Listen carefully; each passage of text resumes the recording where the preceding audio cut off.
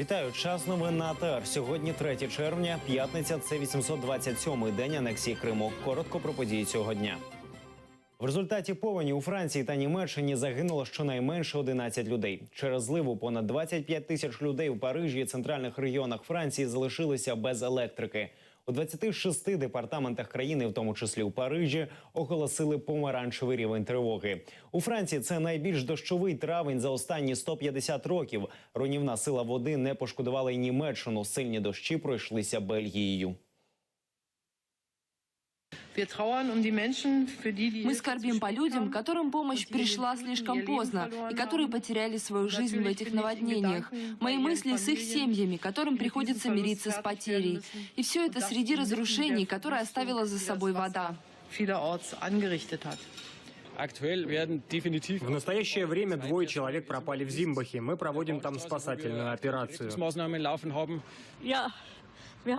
У нас бывали наводнения и раньше, но нынешние намного хуже. Все, что мы выстраивали целый год, в этом доме был сделан полный ремонт, и сейчас все опять разрушено. Крим затопила повінь. Вчора на півострові була потужна злива. Через непрацюючі зливні каналізації в кількох містах дороги були затоплені і перетворилися у ріки. Через повінь на дорогах утворилися затори, а людям доводилося буквально перепливати дорогу.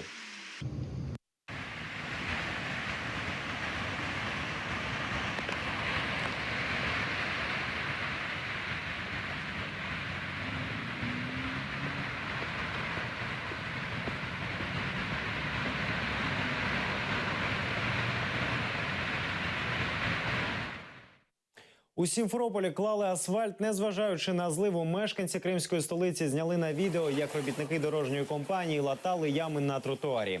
Це відбулося в районі 40-ї школи. Нещодавно окупаційний голова Криму Сергій Аксьонов заявив, що підрядники, які кладуть асфальт під час дощу, не мають працювати на півострові. Контролюючі органи, за його словами, мають стежити за погодними умовами, в яких проводяться роботи.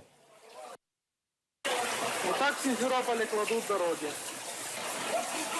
Сказал, что это ненадолго. Сегодня развалят.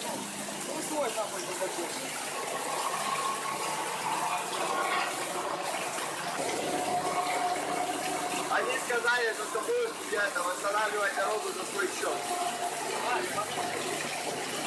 Ну, он сказал.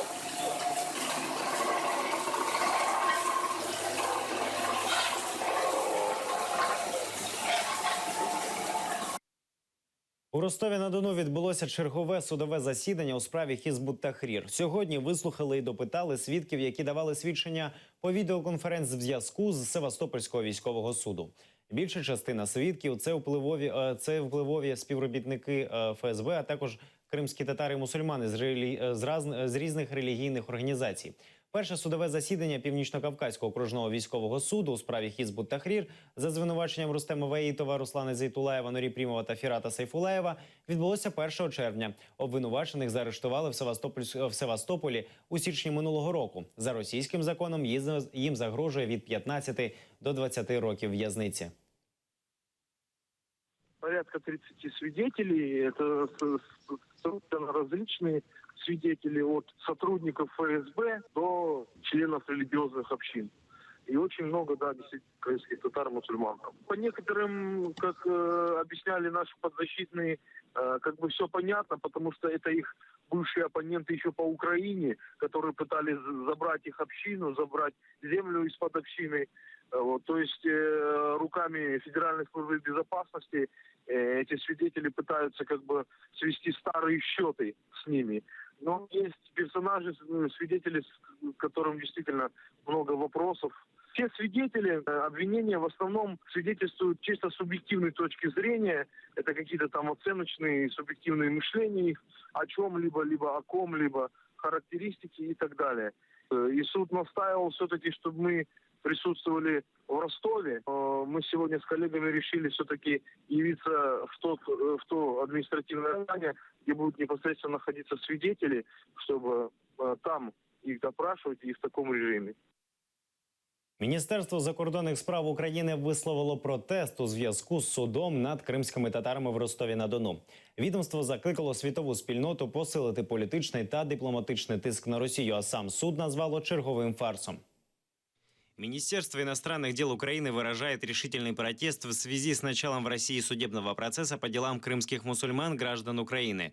Рустема Ваитова, Фирата Сайфулаева, Юрия Примова, Руслана Зейтулаева, которые были незаконно задержаны на временно оккупированной территории Автономной Республики Крым и перемещены вопреки их воле в Российскую Федерацию. На фоне незаконного запрета деятельности Меджлиса крымско-татарского народа рассматриваем такие действия российской власти, как дополнительное свидетельство политических репрессий, системно применяющихся оккупантами против наших соотечественников. Все обстоятельства этого дела указывают на то, что судебный процесс, который начался 1 июня в Ростове-на-Дону в Северокавказском окружном военном суде, станет очередным демонстративным судилищем над незаконно удерживаемыми украинцами. Требуем от Российской Федерации немедленно прекратить этот очевидный фарс и освободить всех граждан Украины, которые незаконно удерживаются на территории России. Призываем мировое сообщество усилить политическое и дипломатическое давление на Российскую Федерацию с целью недопущения дерзкого нарушения ею прав человека и свобод, заложниками чего стали десятки граждан України. Російський суд у Сімферополі посадив 2 кримчан за підпали машин. У колонію відправили Микиту Шатова та Ігоря Кісільова, які восени минулого року влаштували в кримській столиці 14 автопідпалів. За їхніми свідченнями, жодної мети, крім хуліганської, вони не переслідували. Хлопці завдали шкоди майже на 5 мільйонів рублів. Шатов вже відшкодував гроші у повному обсязі. А завдяки чому отримав всього рік. Кісільов отримав 4 роки. Количество подожженных машин.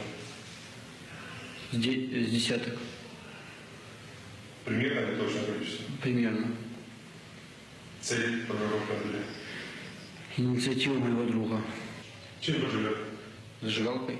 Автомобили по какому принципу выбирали поджечь? Мы не выбирали. иномарка, отечественная? Не, мы не выбирали. Просто? Мы шли, выходили, я был в это время пьяный. Он мне сказал, давай эту машину, давай. С какой целью? Какой?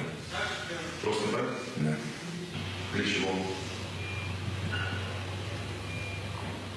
Вот надо для развлечения. Ханський палац занепадає на очах. Кримські татари б'ють на сполох. Пам'ятник загальносвітового значення, єдиний у світі зразок кримсько-татарської палацової архітектури, може зруйнуватися щомиті.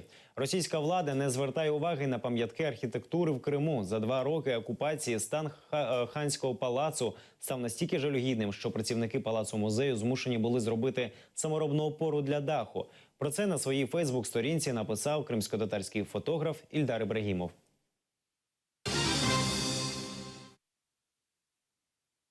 Суд у справі екс-депутата Кримського парламенту Василя Ганеша сьогодні не відбувся. Причина – один з 3 суддів пішов у відпустку. Засідання мали розпочати о 2-й годині дня у Дніпровському райсуді Києва. Розгляд перенесли на 22 червня. Василя Ганеша підозрюють в державній зраді, зокрема в голосуванні за проведення псевдореферендуму, прийнятті російської конституції і в балотуванні до місцевих окупаційних виборів.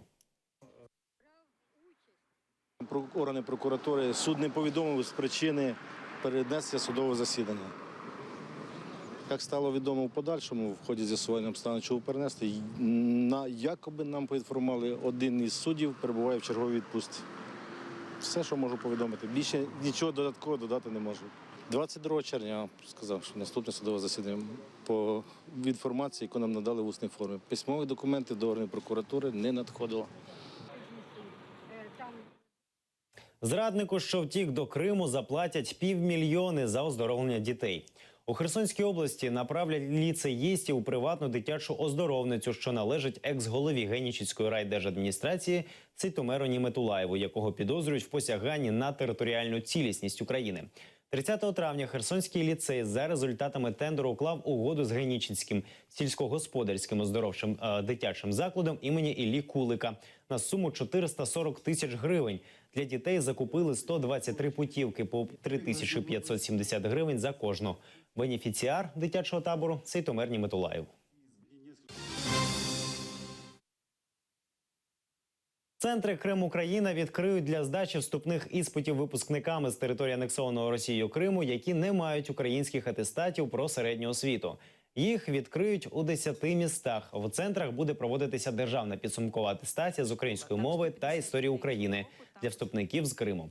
Ці предмети обов'язкові для здачі. Також у цих центрах кримчанам допоможуть з житлом та українськими документами. Цього року для випускників кримських шкіл, які хочуть стати студентами українських університетів, була розроблена спеціальна дорожня карта для випускників Криму. Цей документ найближчим часом оприлюднять на сайті Міністерства освіти і науки України. Ці центри Крим-Україна будуть створені в містах Київ, Дніпропетровськ, Запоріжжя, Львів, Миколаїв, Харків і Херсон. Центри створюються на базі. Не потрібен український паспорт, не потрібен ідентифікаційний код. І в Україні гарантує бюджетні міста для випускників Криму. Перелік вузів, це буде вивішено найближчим часом на сайті Міністерства освіти. Ті вузи, в які може поступати випускники Криму і мати забезпечені квоти на бюджет.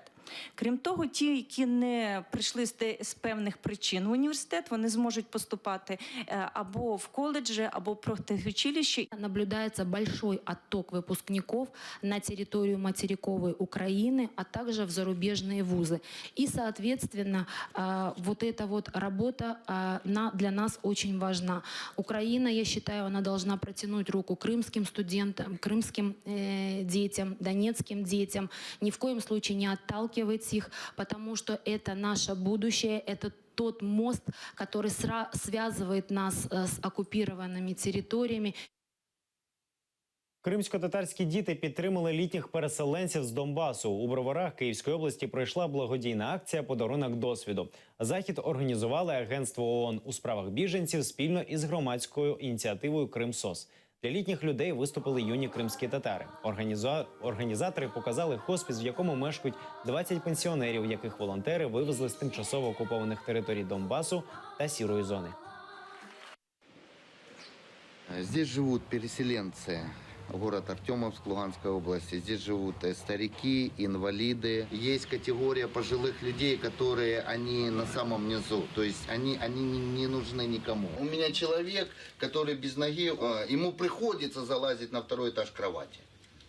Ну и мы сейчас в активном поиске здания, мы в активном поиске, потому что, как временный вариант, да. Но как постоянные уже, это не те условия, и эти люди, они достойны лучшего. Я хотіла, щоб цей танок розвеселив їх, щоб їм стало приємно чути, бачити.